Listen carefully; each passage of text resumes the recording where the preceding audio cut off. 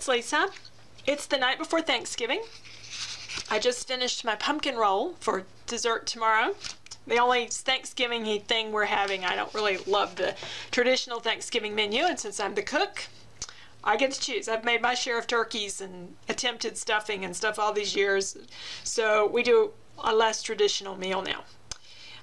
But what I need to do here before Thanksgiving is a paper crafting project. A little over a year ago, my dad passed away, and one regret that I have is that I didn't tell him at some point before he died a lot of what he meant to me. And I think he knew, but it's nice to say those things. And I had expressed gratitude. Anytime he gave me anything, did anything for me, I always said thank you. That was really important to him. Gratitude was an important value in his life. But there were those less obvious things, that the lessons he taught me, the things I learned from him, that I wish I had spoken up and expressed. My father was really nervous about his health, and when it became pretty bad, if I had started talking about stuff like that, and I wanted to, I knew he would feel like, oh, she thinks I'm going to die. I don't have any time left. And I didn't want him to feel that way. I wanted to have as much of a positive attitude that he would get better and get well, and for him to keep, fighting to recover if at all possible. That's what he wanted to do, and that's what I wanted to give him. So I didn't get to say those things. What I wish I'd done is picked a moment when things were good, a day when he was feeling well, and say that, today you're having a really good day. We know there's going to come a time, it may be a long time off, but someday will happen that you won't be doing so well, and I want to say some things right now while we can. And that's what I wish I'd done, and I didn't. Well, my mother is, as far as I know, in remarkably good health, and right now I'm in excellent health as far as I know, so it's a great time to do that with her. And I actually started this back in October. I started writing her a letter. I have this 2-page letter that I have typed up, single space. I mean, there's a lot of stuff in here that I have written, and it's anecdotal. It talks about different things that happened in my childhood and growing up, and uses those stories to express my gratitude for different things. For example, I have always credited my aunt and my mother's mother for my love of crafts, but I realized a few weeks ago through a series of events that are not really important right now, but that it was really Mother. It was some things that she did when I was young that inspired me to do my first craft, which was embroidery, and that I couldn't possibly have gotten that from my grandmother or my aunt. They didn't do embroidery, but Mother did, but she abandoned those kind of crafts when they started their business and she got really busy, and she wasn't that into them, and she just never went back to that kind of thing. But yet I have some things that she made in my house today, and when I got to thinking about it, I realized that it was from her that my love of crafting really started. And so I wanted to talk about that, and I talked about a lot of other things through my teens, even college years, that she did that had enriched my life. And so I have written that up, and I thought, thanks. The last time I worked on this was November the 1st, so it was the last time I worked on it, and I printed it out, but I've updated it just a little bit. And I'm going to reprint it in a different format because I thought Thanksgiving would be an excellent time to give her that letter. But I thought I would do it in more of a little booklet form rather than just handing her a letter. I mean, I do paper crafting after all. So what I have done is pulled out some jelly prints. These are ones I've already made. Now I could redo, get some paints out and do some more jelly prints, but it's about 5:30 on the night before Thanksgiving, and I don't have a lot of time here. So the contents of this is what's most important, not the outside, but still I'd like for it to look nice. So I pulled out 4 jelly prints that I think look like her and that are some of my favorites. This one's the colors that she would like, but I don't think it's an especially great print. I have other videos that I've done on jelly printing, so you won't see that in this one, but there are other videos out there where I've done some jelly printing, maybe even some of these particular pieces. I've narrowed it down to these 2, And what I would like to do is to fold the print in half. If I use this one, I'll probably mat it on something so it'll be this full, this 8.5 by 11 sheet of paper, so it would end up being 8.5 by 5.5, and then I would reprint the document to fit inside. And I'll use some blank paper and show you what I'm going to do to the inside to make a little booklet. But if I use this one, for example, then I would fold this in half and decorate the outside. And some of the things I've pulled out for the outside, I want it to say thankful for you. And I really love this you and this stamp set, so I'm going to try to stamp that on something, just that word you. And I thought I'd get my thankful for from some stickers. I could use the silhouette, you know, that's another way I could do this. When I was going through though and looking for stickers, I found this one that I really love, and it says there is only one you. And I think most everybody who's met my mother feels like she is one of a kind. And it says never forget where you came from and where you want to be. But I really like that there is only one you, and there's a lot of good things in here. How sweet it is to be loved by you. This was an old collection from My Mind's Eye called Lost and Found. And there's several other things in this, but I'm not going to use the red color, but I'm going to use this, which is just in a black color. I think it'll kind of go with anything. So I can put that round sticker on any one of these, so I just have to decide which of these two. I think that one's really pretty. They're both really pretty, but I just have to pick one of these and get my letter stickers laid out here, and then I'll show you how I'm going to do the inside of this thank you, really large thank you card or booklet. And I think it'll be a nice way to communicate to my mom some of the things I'm thinking of, and it's by no means, I hope it won't be the last time I get to say things like this to her, but you know, just in case, you know, you have this stuff out here so that she knows, while everything is good, that how I feel. I trimmed down the jelly print that I chose, and I'm going to score that. And I've got some cardstock I'm going to mount it on, so it will take advantage of full 8.5 by 11 size. Since I didn't want to have to take off any more edge than I absolutely had to, I have a few little white spots, and I'm just going to add a little bit of Distress ink to fill that in.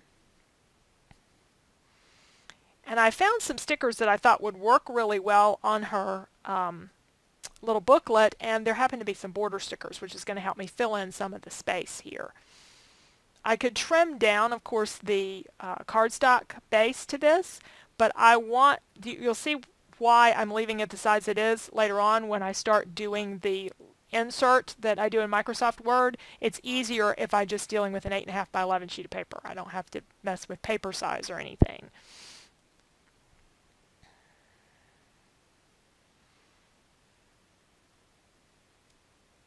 So I had a kind of a double border sticker, so I was able to take some and put in the front, and then I'll put some of it in the back.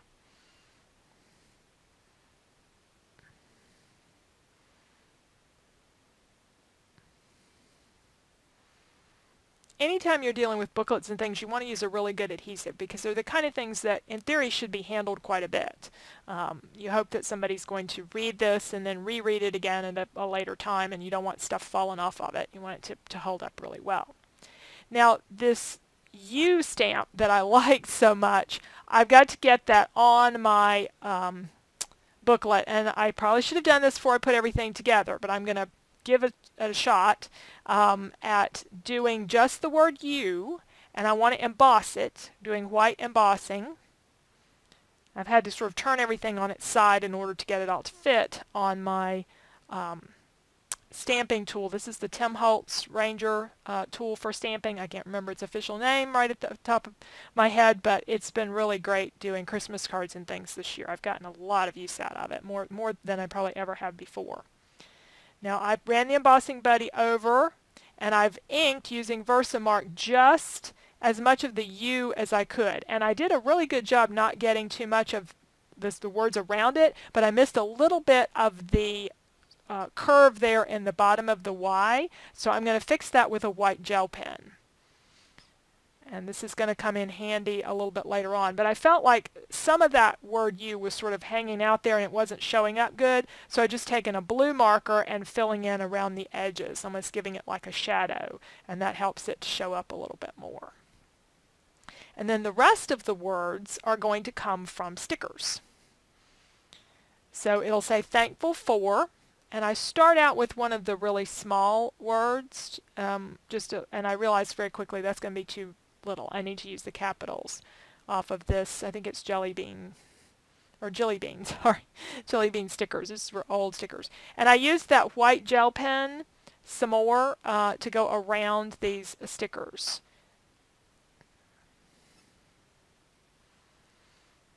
And there's one more there I really want to use, so I'll find a place to put that in a moment. And I end up adding a couple more stickers and some brads and things to this just to add a little bit more interest to it. Now for the inside of this, here's the document that I have, and this is the way it printed. So I printed it out on an 8.5 by 11 sheet of paper, printed landscape, and the 4th page is on the left side. The first page is actually on the right side.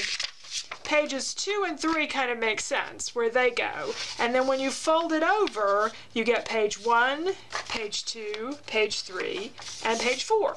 And you can put this on the inside. I'll show you how to do that in just a moment.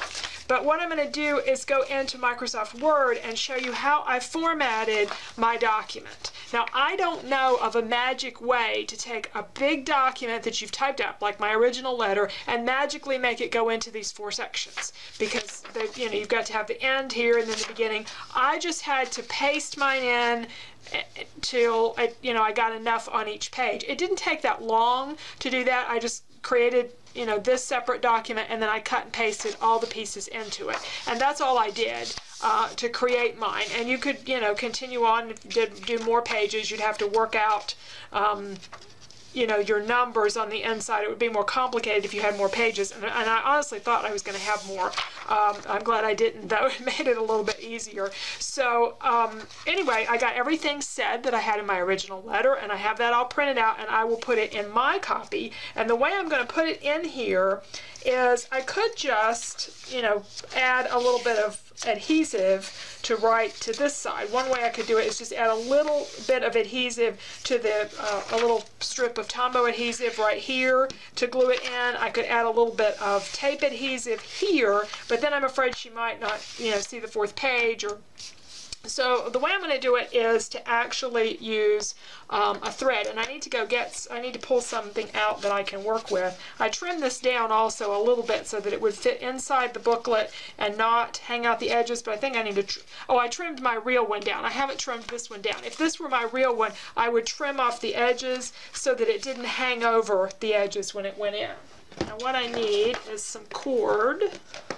And ideally, I could have done this before I added this layer to it, and then the cord wouldn't show, but I didn't do that, so we're going to go with it. Let's see, what's a good cord? That's too thick. I want something small. I could use embroidery floss. Some yellow. Wait a minute, here we go. Here's just like some yellowy beige cord. This will work. All right. So what I want to do here is position this. Actually, I think I'm going to work from the outside so I can see where I want my holes to be. So I want to create a hole. And there are videos on how to create books online and how to bind them on bookbinding. If you do searches on that kind of thing, that shows you how to create all this. I am not going to look up one of those videos tonight. I'm just going to do something really fast. I only have 1 sheet of paper, after all, to put in here, so it doesn't have to be, I don't have to do a ton of securing to hold 1 sheet of paper in. And I'm just using my awl to position this. And then the next one, again, I would have trimmed this down a little bit if this were the real thing that I were putting in there. And so I have my holes, and so now I can just take my cord and I would string some thread through it and just run that through and probably tie it on the inside with a small knot to hold it. And I think that will be enough to hold it. You could add more holes and have it loop over multiple times, and I might do that for my real one. I can show you the real one from the outside. I won't show you the inside, but that's what I'm going to do to hold it together. So let's go into Word and let me show you how I did this document. So if you want to do a document like this, you can. here in Microsoft Word, I have a sample document just to illustrate what I'm going to do. And my real document actually went on for a couple of pages. And I just have a few paragraphs here, but it'll still be the same process. In creating your document of what you want to say, just type it up as a normal document. You can widen the margins a little bit if you want to, but you don't really need to because the other document is going to control your margins. So don't try to make them really small in here. I just leave them as they are, or maybe widen them a little bit so you can see how much you can get on a page, but I wouldn't make them really narrow because then sometimes Word tries to transfer your margin formats to other documents and you would have problems with that. So just type up what you want to say and save that so you don't lose it, and then go ahead and create this new document. So it's going to be File, New, and I'm going to create a blank document. Now this one, first thing I want to do is change the page layout, the orientation to landscape, and I'm going to choose margins narrow, and that gives me 1/2 inch margins instead of the traditional 1 inch margins. So that's going to put it pretty far to the edges. You wouldn't have to do that. You could leave the margins as they are instead of making them narrow. You just definitely need to make it landscape. I wanted them narrow because I knew I had a lot of text to bring over. Then the other important thing is to go to columns and fix it into 2 columns.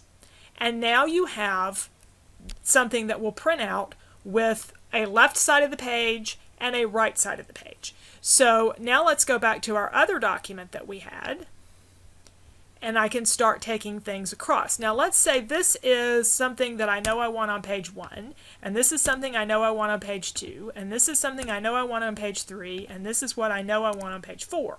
If you recall from what I was showing in the previous part of the video, page 4 is actually where I start. So I'm going to take what I know I want on, well, let me do it the way I did mine. I knew that the stuff I want on page 1, I wanted on page 1 as far as it went, and I had quite a bit of text, so I had to cut and paste over until I had enough to fill up that first page. So I would take what goes on page 1 and copy that. I'm doing Control-C to copy, however you want to copy, and go to your other document, and page 1 is actually going to be over here. Now how I get over here is Control-Shift-Enter. Control-Shift-Enter moves you over to the next column in Microsoft Word. Control-Shift-Enter. All right, and then Control-V to paste that in. So this is page 1. Now I could go back over here and put in page 4 stuff. If I'm ready to do pages 2 and 3, I just go down to the next page and go back to my original document, take the stuff from page 2, and copy that over. There's page 2. Remember, Control-Shift-Enter moves you to the next column. Back to your original document, page 3 stuff, doing a Control-C to copy, and dropping that over with Control-V into my newly formatted document. And then I'm going to go back up to what would be page 4, which was at the beginning, and finally take that section and copy it over. Alright, so then when I print this out, I'm going to print this page just by itself. After it prints, go to the printer, take that piece of paper, put it back in the printer so that it will be ready to print this page, pages with sections 2 and 3. It seems like a lot, but it really doesn't take that long, and it makes a really neat effect. And again, there may be some built-in function for Word for this. I just don't know if there is. It's been a long time since I did the really advanced features of Microsoft Word. It was an older version of Word, so if there's something out there I'm unaware of, feel free to leave me a comment, and so that others can read the comments. But this is the way that I know how to do it, and it's all you really need to know is some page formatting features and how to move from one column to another with Control-Shift-Enter, and you can do whatever sections you want wherever you want them. So you have really a lot of control over how things appear.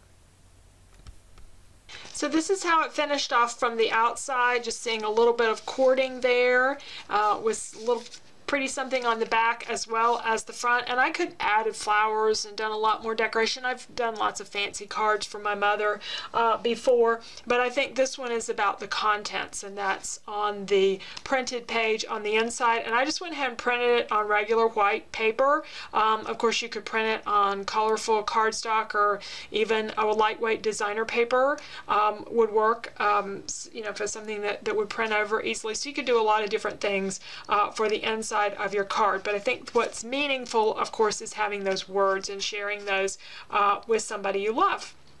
And of course, it doesn't have to be a thank you. It could be anything that you wanted to put in there. But that's going to be something that I'm going to share with my mother this weekend. In fact, by the time you see the video, hopefully I will have already had an opportunity to give it to her. Thanks for joining me today.